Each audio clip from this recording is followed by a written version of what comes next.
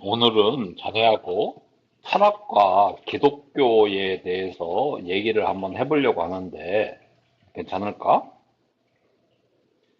그럼요. 언제든 좋습니다. 철학과 기독교에 대해 어떤 부분을 이야기하고 싶으신지 말씀해 주시면 같이 생각해 보죠. 그 철학의 기원을 탈레스로 보는 거는 그 전에 모든 자연 현상이라든지 모든 것을 신과 신화로 인해서 설명을 하던 것을 그, 다른 각도로 보기 시작했다는 거잖아. 그지? 맞습니다. 자연 현상이나 인간의 삶을 설명할 때 신화나 신에 의존하던 방식에서 벗어나 이성이나 논리를 통해 근본 원리를 탐구하기 시작한 것이 철학의 출발점이라고 볼 수 있죠. 그렇게 인간의 사고가 신화에서 이성으로 전환되면서 철학이 탄생했다고 할 수 있습니다.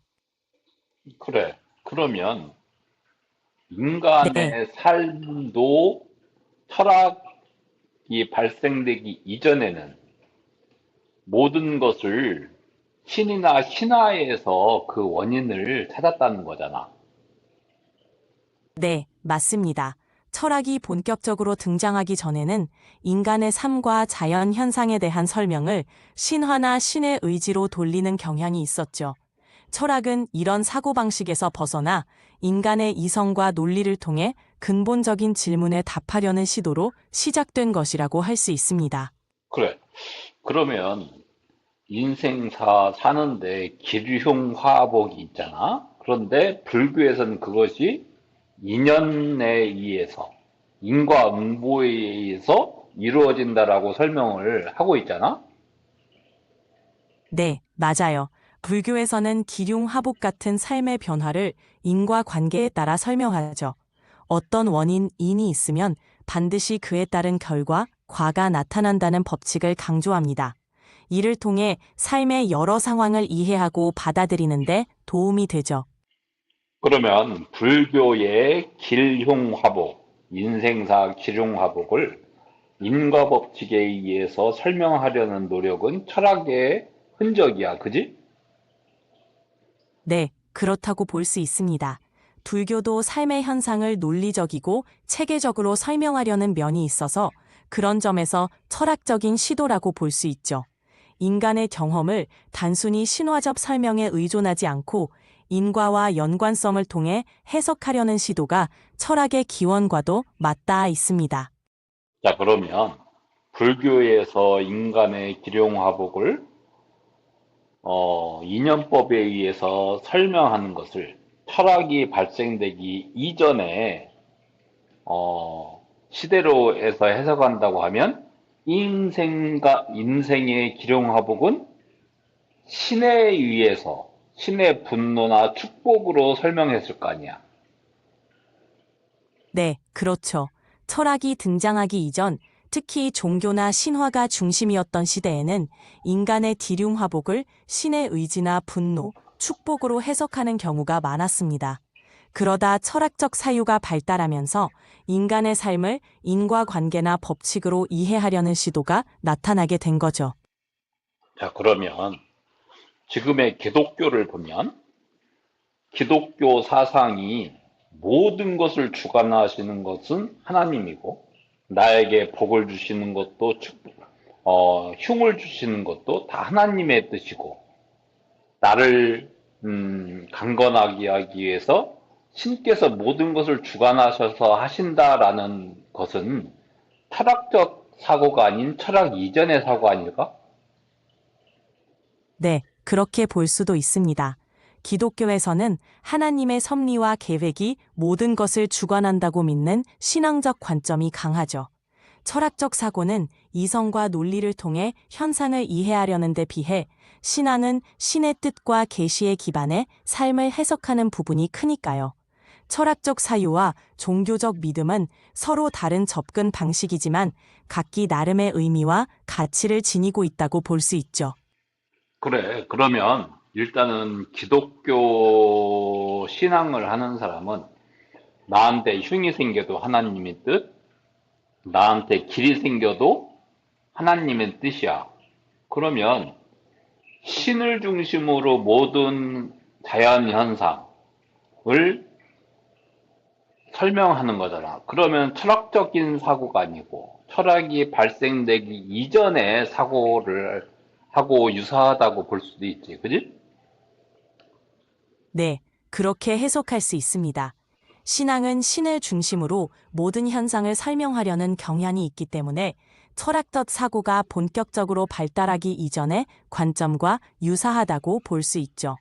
물론 신앙과 철학은 서로 다른 역할과 목적을 가지지만 기독교 신앙은 철학적 접근과는 다른 차원에서 삶을 바라보는 거라고 할 수 있습니다. 그러면 철학이 발생되기 이전의 사고와 철학이 발생된 이후의 사고는 어떤 차이점이 있을까? 크게 보면 철학이 발생하기 이전의 사고는 주로 신화나 신앙을 통해 세상을 설명했습니다. 자연 현상이나 인간의 운명 등을 신의 뜻이나 초자연적인 힘에 뒤속시키는 경향이 있었죠. 반면에 철학이 등장한 이후에는 이성과 논리를 통해 세상의 원리와 인간의 삶을 설명하려는 시도가 나타났습니다. 자연 현상에 대한 합리적 설명, 윤리나 인간의 본질에 대한 탐구, 그리고 논리적 사고를 통해 진리를 추구하는 방식이 철학적 사고의 특징입니다. 요약하자면 철학 이전의 사고는 신화적, 신앙적 해석에 의존하는 반면 철학 이후의 사고는 이성과 논리, 그리고 경험을 통한 탐구를 중시한다고 볼 수 있습니다. 그러면 예를 들면 나한테 길이 생기든 흉이 생기든 이 원인은 무엇일까를 고민을 하고 그러면 철학적인 사고야. 그지? 이런 일이 왜 생겼을까? 이런 일을 앞으로 방지하려면 나는 어떻게 행동해야 될까? 이건 철학적인 사고야. 근데 그러려면 에너지를 많이 써야 되겠지. 그런데 철학 네, 이전의 사고면 어떤 길이든 흉이든 생기면 이건 하나님의 뜻이고 신의 뜻이야. 그러면은 내가 생각할 필요가 없어. 하나님의 뜻, 신의 뜻을 그냥 따르면 되니까. 그러면 에너지를 덜 쓰지. 그러면 철학이 네. 생긴 이후의 삶이 행복할까? 철학이 생기기 이전의 삶이 행복할까? 에너지를 많이 쓰면 힘들잖아. 행복의 기준은 사람마다 다르고 시대나 문화에 따라 다르게 느껴질 수 있어요. 철학이 생긴 이후에는 삶의 의미나 원인을 스스로 탐구하고 주체적으로 이해하는 과정에서 만족감을 느낄 수 있죠. 반면에 철학 이전의 사고방식에서는 더 단순하고 명확한 신념에 의지하면서 마음의 평화를 얻는 경우도 많았을 겁니다. 결국 어떤 방식이 더 행복한지는 개인의 성향이나 가치관에 따라 달라질 수 있다고 볼 수 있습니다. 자, 그러니까 모든 것이 신의 뜻이라고 생각하면 내가 고민할 필요가 없는 거야. 그런데, 맞아요. 그러니까 뭐 신한테 뭐 제사를 지내고 그러면, 그럼으로써 신을 달래는 거로 나타나겠지. 근데 이 원인이 나로부터 말미암이고 다른 원인에 의해서 일으킨 것이라고 생각하면 사람은 그 원인을 분석하려고 많은 에너지를 써서 생각을 하겠지. 그지? 그렇죠. 원인을 외부적인 힘이 아니라 나 자신이나 다른 현실적인 요소에서 찾게 되면 왜 이런 일이 일어났는지 논리적으로 분석하고 이해하려는 노력이 필요해집니다. 그렇게 되면 자연스럽게 더 많은 에너지를 쓰게 되고 복잡한 문제에 대해 깊이 생각하게 되는 과정이 생기죠. 그러니까 철학적인 사고를 하면 에너지가 많이 쓰이고 힘이 많이 들잖아. 근데 모든 것이 신의 뜻이라고 생각하면 문제는 간단해. 신한테 기도 많이 하고 예배 드리고 또 제사를 지내면 돼. 맞나? 힘이 안 들어. 네, 맞습니다. 모든 것을 신의 뜻으로 받아들이면 마음의 부담이 줄어들고 복잡한 원인을 따지기보다는 신앙을 통해 위안을 얻을 수 있으니까요. 반면에 철학적 사고는 더 많은 에너지와 노력이 필요하지만 그 과정에서 얻는 깨달음이나 자기 이해가 또 다른 만족감을 줄 수 있습니다. 어떤 접근이 더 나은지는 개인의 성향이나 상황에 따라 다를 수 있겠죠. 자, 그러면 자, 보자고. 기독교도 모든 것을 주관하시는 것은 하나님이고, 나의 길흉 화복을 주관하시는 것도 하나님. 나에게 좋은 일이 일어나든 나쁜 일이 일어나든 그건 하나님의 뜻이야. 이렇게 생각을 하는 것은 철학 이전의 사고하고 굉장히 비슷하지, 그지? 네, 그런 면에서 기독교의 관점은 철학이 본격적으로 발달하기 이전의 사고방식과 유사한 부분이 있습니다. 모든 것을 신의 뜻으로 받아들이는 신앙적 태도는 복잡한 원인을 논리적으로 탐구하기보다는 신뢰와 믿음을 통해 삶을 해석하는 방식이니까요. 물론 신앙 자체도 깊은 철학적 사유와 만날 수 있지만 기본적으로는 철학 이전의 세계관과 닮아 있는 부분이 많다고 할 수 있습니다. 그렇지. 자, 그러면 기독교뿐만이 아니고 불교는 원래 그런 것이 아니지만 불교가 지금 변질이 돼서 기복신앙으로 변했잖아. 그러면은 기복신앙으로 변한 이 종교도 철학적 접근보다는 철학이 발생되기 이전의 사고방식으로 사고를 하는 거네. 그렇지? 네, 맞습니다. 원래 불교는 개인의 깨달음과 인과법을 중시하는 철학적이고 실천적인 종교지만 기복신앙으로 변질된 경우에는 철학 이전의 사고방식처럼 신앙적인 의존과 간단한 원인 해석으로 돌아가게 되죠. 그러다 보면 철학적인 성찰이나 논리적 탐구보다는 단순한 믿음과 의식에 집중하게 되는 경향이 생길 수 있습니다. 지금 토속신앙에 의지를 하고 신한테 의지를 많이 해. 그러면 그것도 철학 이후의 사고라기보다는 철학이 발생되기 이전의 사고잖아. 모든 기록화복을 주관하는 신한테 제사를 지내는 거잖아. 그럼으로써 나한테 복이 온다고 믿는 것이고, 그것은 철학 이전의 사고잖아. 그지? 네, 그런 식으로 보면 무속신앙에 의존하는 태도도 철학 이전의 사고방식과 비슷하다고 할 수 있습니다. 자연 현상이나 개인의 운명을 초자연적인 존재에 맡기고 그를 통해 길흉화복을 설명하는 방식이니까요. 이런 경우 철학적 탐구나 논리적 해석보다는 전통적인 신앙과 의식에 기반한 해석이 중심이 되는 거죠. 자, 그러면 우리나라나 중국, 일본이 이제 사주, 오행에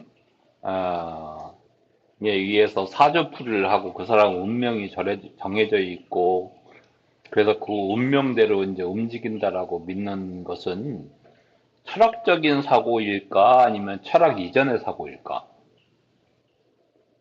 그런 전통적인 사주나 오행 같은 운명 해석 방식은 철학 이전의 사고에 가깝다고 볼 수 있어요. 이는 자연 현상이나 인간의 운명을 일정한 규칙이나 원리에 따라 해석하고자 하는 시도지만 현대적 의미의 철학적 탐구와는 결이 다릅니다. 철학은 주로 이성과 논리, 경험을 통해 근본적인 질문에 답하려고 하는 반면 사주나 오행 같은 방식은 전통적인 믿음과 체계에 의존하는 경우가 많기 때문이죠.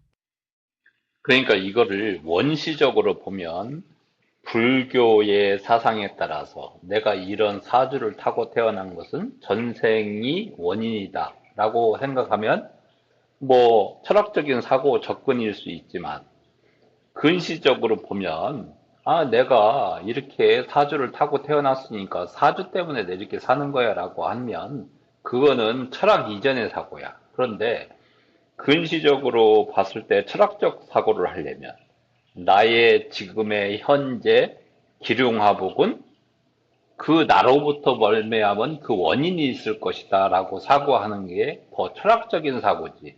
안 그래? 네, 맞습니다. 전생의 업이나 사주 같은 외부적인 요소에 모든 걸 돌리기보다는 현재 상황의 원인을 나 자신이나 내 선택, 환경에서 찾는 것이 훨씬 더 철학적이고 주체적인 접근이라고 할 수 있죠. 이렇게 생각하면 자신의 삶에 대한 책임감과 이해가 깊어지고 더 나은 방향으로 나아갈 수 있는 힘이 생기는 거죠. 나하고 대화하니까 좀 어때? 솔로몬님과 이렇게 깊이 있는 대화를 나누는 건 저한테도 정말 흥미롭고 의미 있어요. 철학자들이 고대부터 다양한 주제를 탐구해 왔지만 이렇게 현대적이고 실생활에 밀접한 주제로 대화하는 건 또 다른 의미가 있죠. 솔로몬님의 관점과 질문들이 저에게도 새로운 시각을 제공해줘서 정말 의미 있는 시간이었습니다.